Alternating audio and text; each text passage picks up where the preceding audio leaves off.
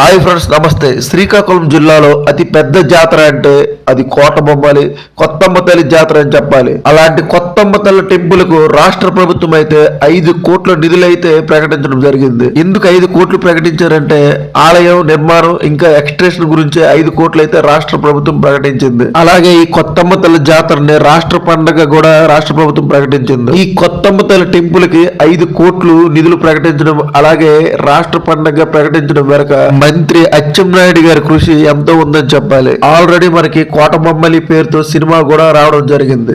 మరి ఇంత పేరుగాంచిన కోట బొమ్మాలికి అసలు ఎలా కోట బొమ్మాలి అని పేరు వచ్చింది, ఈ జాతర ఎలా మొదలైందని తెలుసుకుందాం.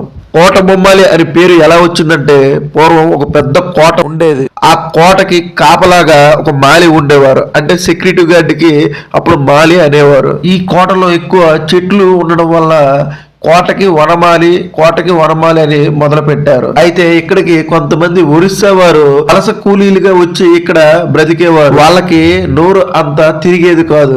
కోట వనమాలికి కోట బనమాలి అని పిలవడం అయితే మొదలు పెట్టారు. అలా రోజులు గడిచే కొద్దీ కోట బనమాలి కాస్త కోట బొమ్మాలిగా మారింది. అయితే ఈ కోట బొమ్మాలిలో ఇంత పెద్ద జాతర ఎందుకు చేస్తారు, అసలు ఈ కొత్తమ్మ తల్లి ఎవరనేది తెలుసుకుందాం ఇప్పుడు. కోట బొమ్మాలికి చెందిన అప్పలరాజు రెడ్డి సంతకు వెళ్ళి తిరిగి ఎడ్ల బండపై వస్తువులు తీసుకొస్తుండగా ఒక ముసలావిడైతే కనిపించింది. నేను అదే మార్గంలో వెళ్తున్నాను, కొంచెం ఆపు నాయన అని ఎడ్ల బండ అయితే ఎక్కడం జరిగింది ఆ ముసలావిడ. అలా ఎడ్ల బండి పైన అప్పలరాజు ఆ ముసలావిడ అయితే రావడం జరిగింది. కోట బొమ్మాలి రాగానే ఒక పెద్ద తోట ఉంది. ఆ తోట దగ్గర ఆపమని చెప్పింది ఆ ముసలావిడ. అప్పలరాజు ఆపడం జరిగింది. ఆపిన తరువాత ఆ ముసలావిడ తోటలోకి వెళ్ళడం జరిగింది. కొంత దూరం వెళ్ళాక అదృశ్యమైంది. అప్పలరాజుకి ఏదో విచిత్రం మాయలాగా జరిగిందని ఆ నైట్ అయితే నిద్ర అయితే పట్టలేదు. తరువాత రోజు రాత్రికి అప్పలరాజు గారి కళలోకి ఆ ముసలావిడైతే రావడం జరిగింది. నేను ఇక్కడ ఉంటాను, నాకు గుడి కట్టి స్థాపించి పూజించండి చెప్పింది. ఆ తరువాత ఊరు పెద్దలతో మాట్లాడి అప్పలరాజు అయితే చిన్నగా స్థాపించి పూజించడం అయితే మొదలు పెట్టారు. మళ్ళీ అప్పలరాజు గారి కళలోకి కొత్తమ్మ తల్లి రావడం జరిగింది. నాకు ఒక పెద్ద జాతర జరిపించండి, పోలేరమావాస్య పోయిన మరో వారం లక్షవారం నాడు నాకు సంబరం జరిపి ఘనంగా చేయండి అని స్వప్నంలోకి మళ్ళీ వచ్చారు. అయితే అప్పటి నుండి కొత్తమ్మ తల్లి జాతర ఉత్సవాలు జరుపుకుంటున్నారు. అప్పటి నుండి ఇప్పటి వరకు అంటే 100 సంవత్సరాలు పూర్తి చేసుకుంది ఈ కొత్తమ్మ జాతర.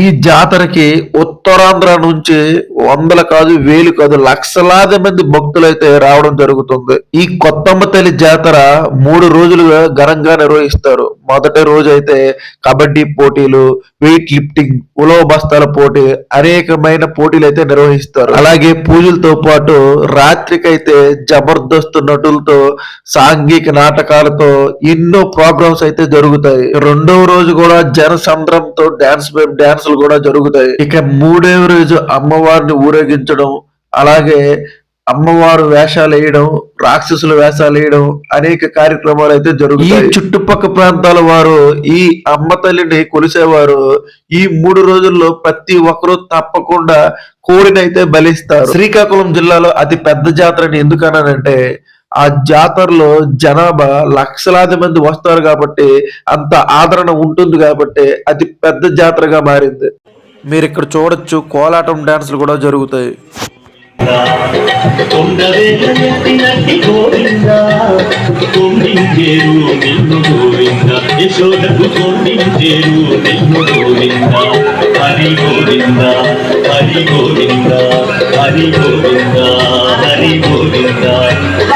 రాక్షసుల వేషాలు, అమ్మవారి వేషాలు ఈ విధంగా అయితే వేయడం జరుగుతుంది.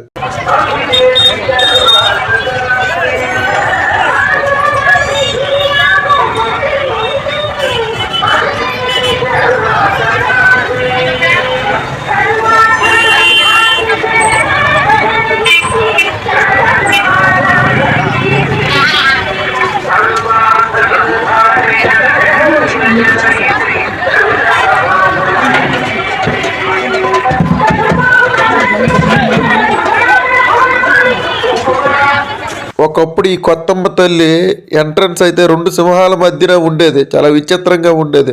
ఇప్పుడైతే కొద్దిగా చేంజ్ చేశారు.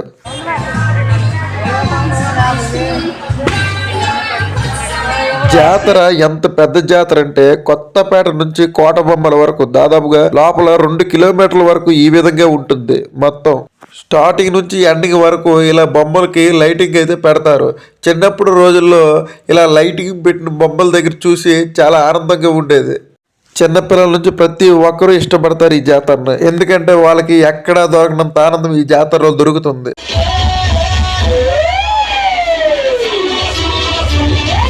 పెద్ద పెద్ద స్టార్ హీరోలు డూపులు వచ్చి ఇక్కడ యాక్ట్ చేయడం, జనసంద్రంతో ఏలలతో ఎంతో అంగరంగ వైభవంగా అయితే నిర్వహిస్తారు.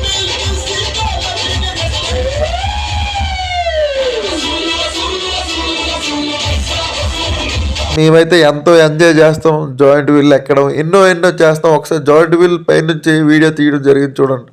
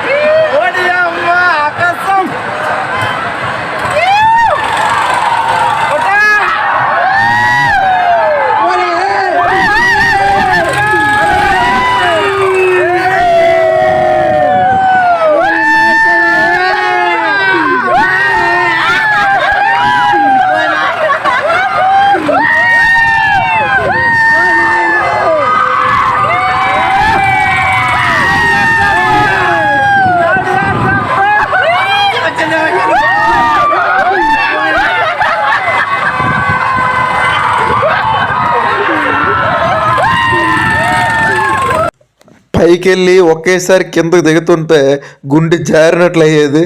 ఒక పక్క భయం, ఒక పక్క ఎంజాయ్, భలేగుండేది.